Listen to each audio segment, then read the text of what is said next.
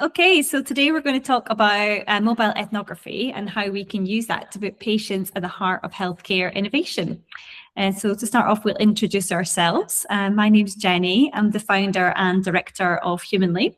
I've been working in design for social impact for around 15 years, and I'm really passionate about using human-centered design approaches in healthcare. And I'll be sharing a case study of one of our projects later. Fantastic. Thanks, Jenny. My name is Eugene Murphy, and I'm the founder and CEO of Indeemo. And we've had the pleasure to work with Jenny on that case study. She used our platform to undertake that very innovative research approach. Just to give you some context before I hand over to Jenny. So I just want to talk about the challenge with kind of engaging patients. So traditionally, the best way we believe to understand somebody is kind of connect with them in the context of everyday life for as long as you can, so they can really show you, what it's like to live with particular conditions, what their real life situation looks like. Traditionally, those approaches were done through kind of in-person ethnography. And although it's great to go and be with patients and understand their context, it's impossible to scale, which meant that it was very rarely undertaken by brands or consultancies. So historically, then the industry relies a lot on groups or even interviews, one-on-one interviews. But the problem with those approaches is that they're episodic, and essentially you really have to understand what you have to trust what the patient tells you. There's always a challenge with recall. Will they forget what's really going on in their everyday lives, right? So, and the second thing then, just to build on that, is you're missing the context. An interview is a single context period in time where you talk to them for 60 minutes and you don't get to really kind of walk around their homes or be with them in different contexts over time. So it's lacking a lot of that texture and richness, which, we believe mobile ethnography is a great way to solve. So, which segues me on to Indeemo. So Indeemo is it's an end-to-end platform for helping you do in-the-moment video research in any context over any period of time. So what you can do is you can use multiple methodologies such as mobile ethnography, diaries, patient journeys, week in the life, product testing, journey analysis. So it's a really powerful way for participants to bring you into their world. And they do that using their smartphone. So we're all addicted to our smartphone. We all have it with us pretty much 24/7. And what we do is we have a secure mobile app that allows patients to bring you on their journeys and bring you into their lives. With our platform, you can fire up projects using a really intuitive self-service dashboard. You can connect with research participants through the lens of their smartphone for a day in the life, week in the life. It could even be a multi-year clinical trial, for example. And using the app, they're capturing videos, taking pictures, grabbing screen recordings, just capturing life as it happens to give you a really rich understanding of what's really going on. Clearly, we've got a lot of AI capabilities in terms of video transcription, automated translation to English, generative AI analysis, so you can write prompts and analyze, hours and hours and hours of rich video in seconds, literally. And we believe that video is the future of bringing participants to life. It's the most powerful way to connect your stakeholders with patients and caregivers and HCPs. So on the back end of Indeemo, you can create these really vivid, unfiltered highlight reels that give the patient a voice and really bring you into their world, okay? Indeemo is available in over 35 different languages. It's available in every country in the world. It's really powerful for multi-market research. And obviously, we're ISO 27001 compliant, HIPAA compliant for healthcare, and SOC 2 Type 2 compliant as well. So information security is obviously our first priority, and keeping your patient data safe is something we guarantee. So I'll just hand you across to Jenny now, who will tell you about the case study that she worked on using the Indeemo platform. Thanks, Eugene. Yeah, that was a really good overview of Indeemo and mobile ethnography. But I always think the best way to understand what it's all about is to see it in action. So I'm going to talk you through a case study where we tested lung health innovations in real-world settings, working with Asthma Lung UK and using Indeemo to power the study. So the reason we launched this project was Asthma Lung UK had observed that hundreds of apps, devices and products have been developed to encourage and support self-management for lung conditions. However, none of these products have actually been widely adopted or used at scale. So unlike some other health conditions, for example, diabetes, we're not seeing a lot of digitally enabled self-management for respiratory patients. And that's something that we wanted to try and address through this project. The first thing we did was we recruited some lived experience co-designers to work with us throughout this whole entire project. So it was set up as an innovation accelerator. The first thing we did was we put out an open call for innovations that helped people with respiratory conditions to self-manage. And specifically, we had the theme of moving more. So we were looking at how people could increase their physical activity to improve their condition. And with our team, which included 5 lived experience co-designers working alongside our design team at Humanly and the research and innovation team at Asthma Lung UK. We reviewed those applications, we shortlisted 6 to interview, and then we whittled that down to 2 innovations to take into the accelerator programme.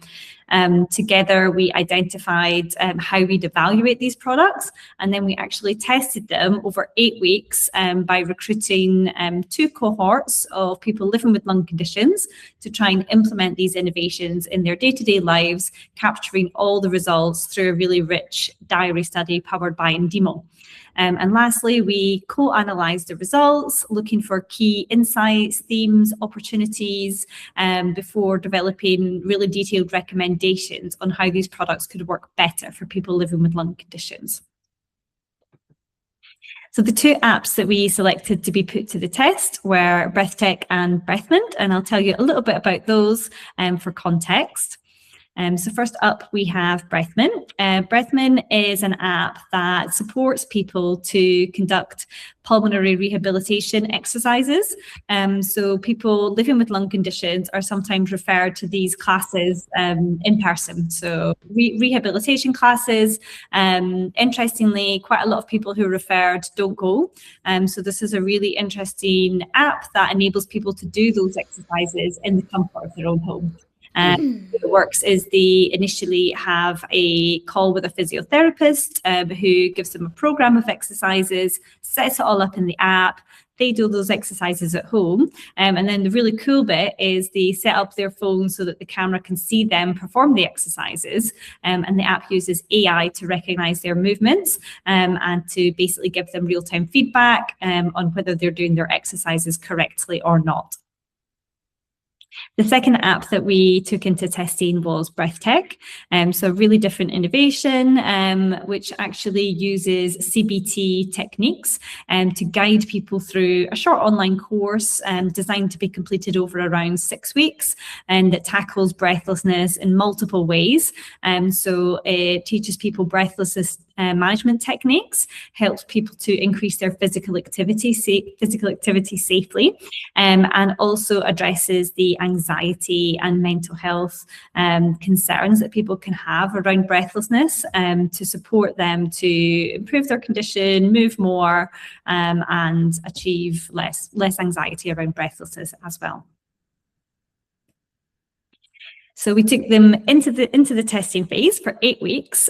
We had 31 participants test these out and actually work through them in their own time, in their own homes, whenever they wanted to, just as naturally as they would if they were not part of a study.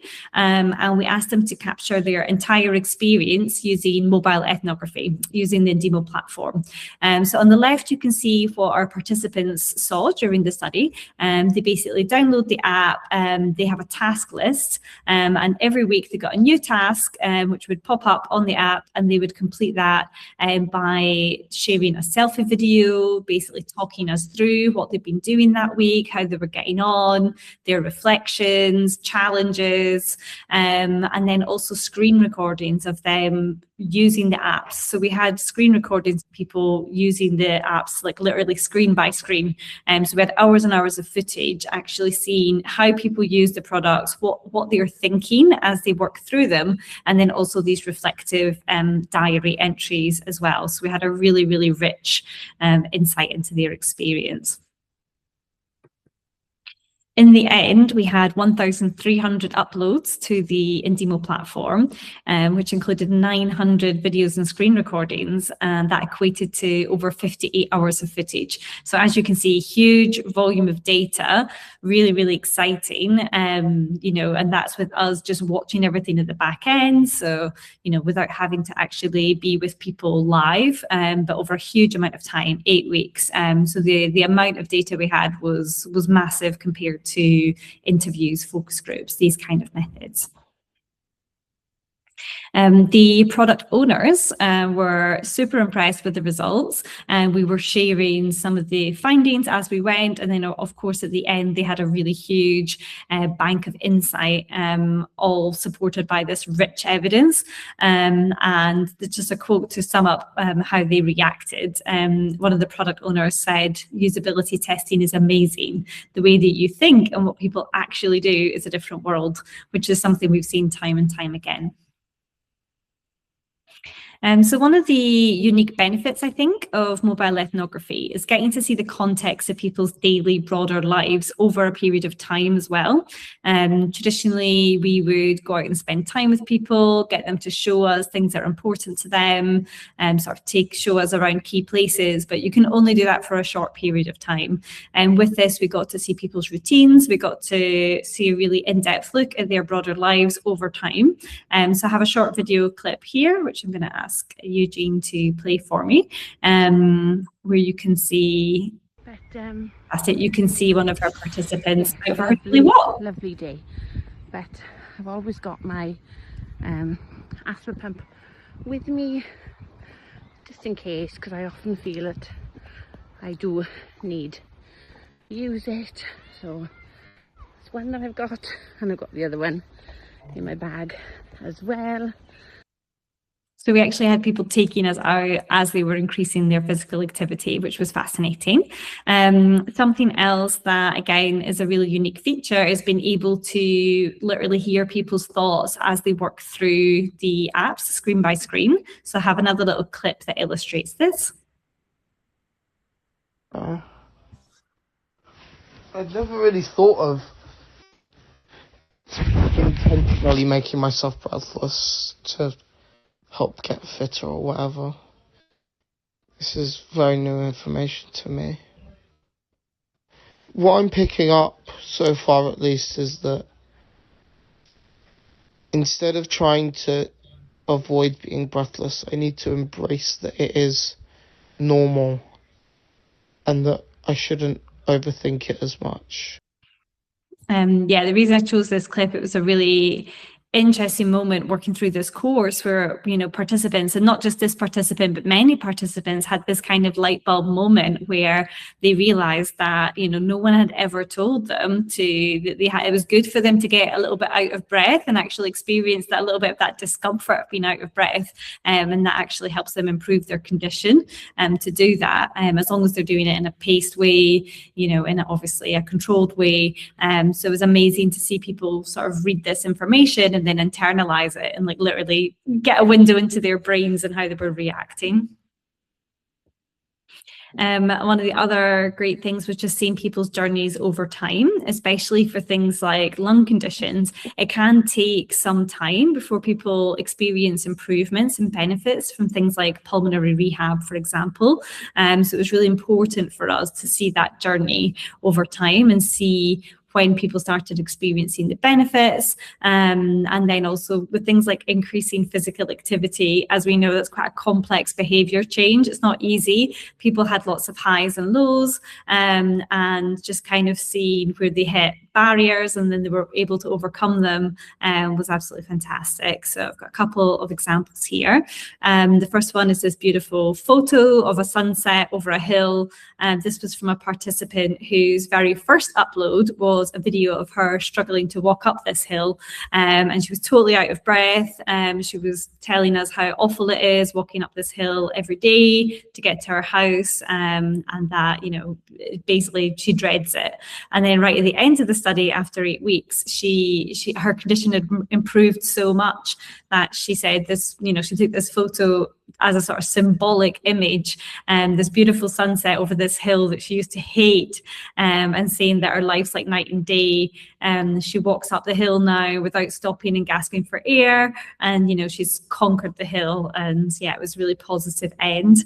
And we've got a couple of clips here from another participant who was really keen to buy a bicycle and actually try and start cycling for the first time since being a child. And we got to see when she bought the bike, when she went on her first cycle. So I'll share a couple of clips of her journey. Physically really going to walk anywhere, I'd rather jump in my car, which is what I was doing. But reading the breath tech and how the, you know, just little things like breathing techniques, started with, you know, just doing up his shoelace. But anyway, so because of how it's inspiring me, and I'm going to do the tasks then later, I actually bought this beautiful Pendleton Summerby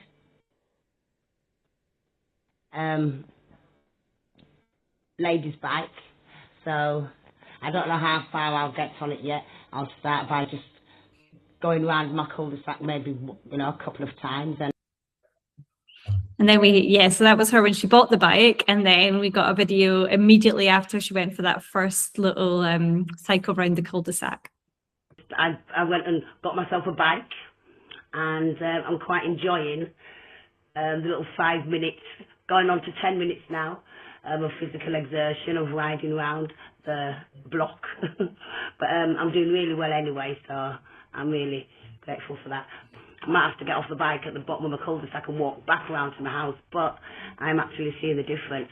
And I'm actually, my friends are saying, and my children were saying, I actually look a bit brighter in myself and with a bit more get up and go. Yeah, as you can see, yeah, it was brilliant to see people's progress, and how positive they were when they made improvements. And then the last thing I wanted to share is how this type of research can really challenge assumptions. So with Breath Mint, the app where people had to position their phone at a certain height, a certain angle, so the camera could see them doing their exercises, to recognize their movements. You know, we practiced this when we were designing the research, and we were like, gosh, it is a little bit tricky to get it at the right angle.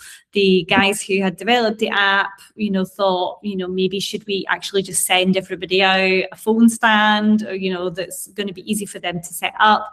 This is going to be a real barrier. We decided just to see what happened if we just purely got people to download the app and sort of, you know, crack on with it, expecting this to be a huge barrier. And then we found it wasn't a barrier at all. No one reported it being an issue.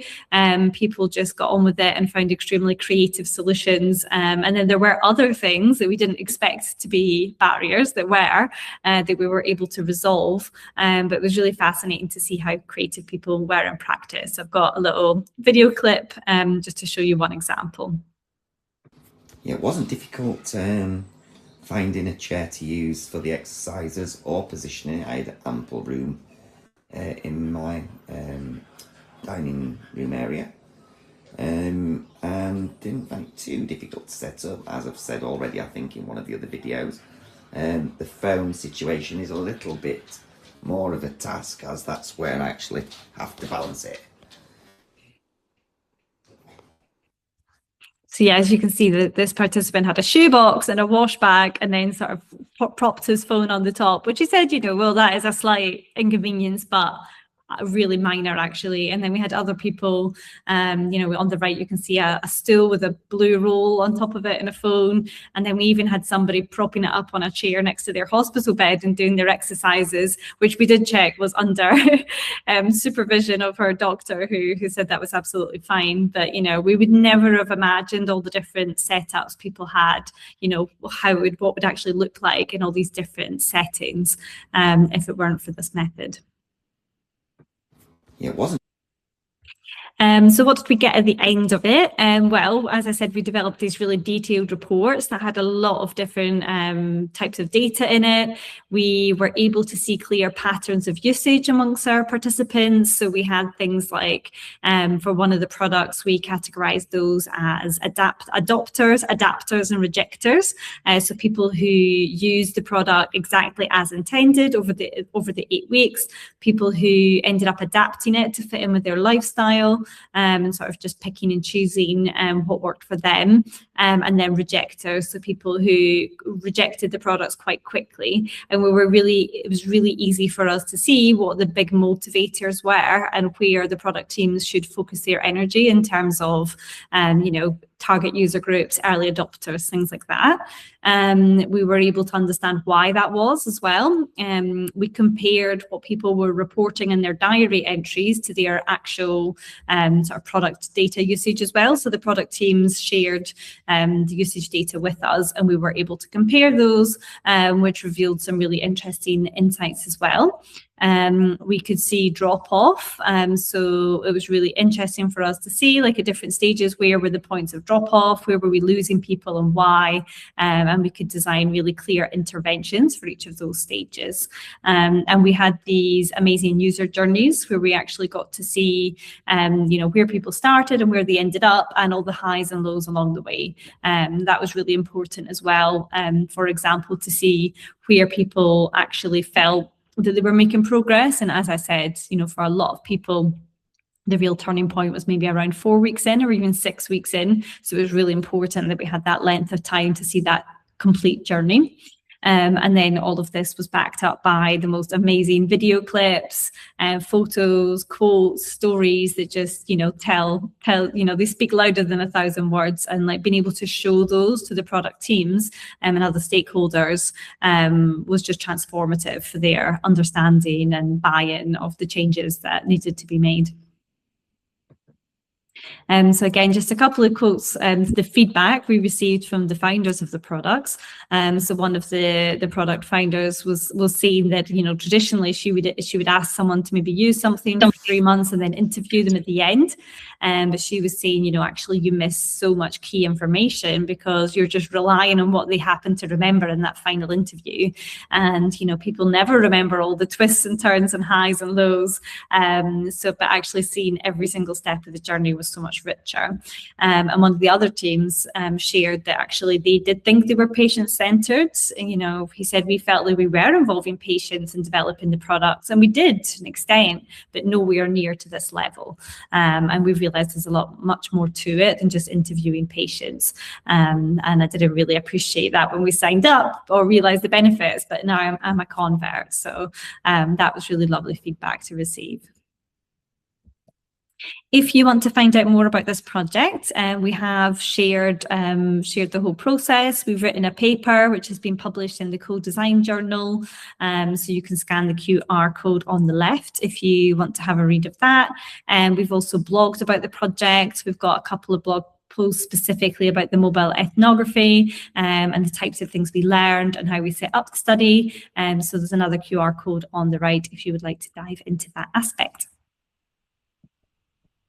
Thanks, Jenny. That's awesome. It's amazing to see the video footage and the impact that that you had on the patients as well. Just to wrap up very quickly. So, you know, I think Jenny kind of nailed it there in terms of, you know, there's this realization there's so much going on between interviews that you never really get to capture unless you adopt an approach like mobile ethnography.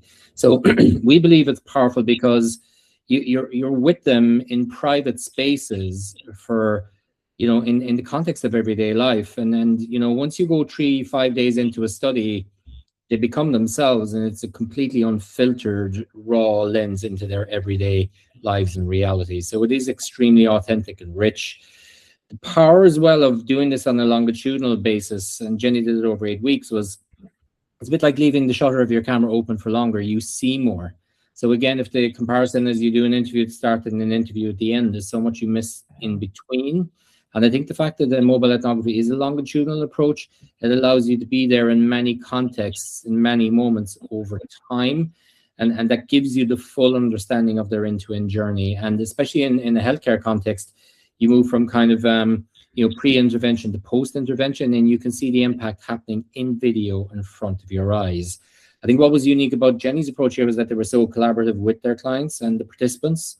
Okay, and that's where the magic happens in terms if you make everybody a contributor and a collaborator, not just a participant. But I think most powerfully as well, like you can show 60 slides of a presentation to somebody, but one video clip will move a room. So we believe that, especially when you're trying to, I guess, influence payers and downstream and trying to get your treatments and your therapies to market, we think that the video from patients and caregivers is the most powerful way to give them a voice, to bring stakeholders into their worlds and build empathy at scale. So Jenni, I'd like to thank you very much, first of all, for presenting with us. And I'll hand over to you to wrap up.